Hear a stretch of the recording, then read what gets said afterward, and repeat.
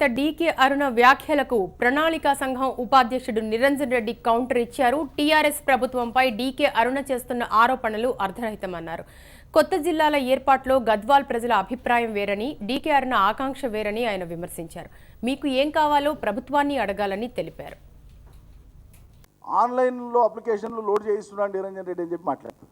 అర్థం పర్థం లేకుండా అందుబాటులో పెట్టినటువంటి వెబ్సైట్లో ఉండేటువంటిది ఏముంటుంది అంటే, ఇది ముసాయిదా, ఇవి మండలాలు, ఇవి రెవెన్యూ డివిజన్లు, ఇవి జిల్లాలు ప్రభుత్వం ప్రతిపాదించింది, దీంట్లో మీకు ఏమైనా అభ్యంతరాలున్నా సూచనలున్నా చేయండి అని ఉంది. ఈ మాత్రం కూడా స్పృహ లేకుండా, అందులో ఏముందో కూడా తెలియకుండా ఆరోపణలు చేస్తే ఎట్లా? చేయడానికి స్కోప్ లేని విషయాన్ని ఆమె ప్రాతినిధ్యం వహిస్తున్నటువంటి ఆ నియోజకవర్గం నుంచి కానీ ప్రజల అభిలాషను తప్పకుండా ప్రభుత్వం కానీ మేము కానీ గౌరవిస్తాం, గుర్తిస్తాం. కానీ ప్రజల అభిలాష వేరు, అరుణమ్మ ఆరాటం వేరు.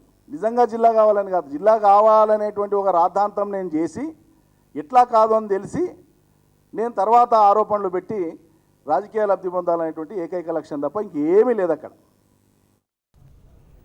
సిరిసిల్ల జిల్లా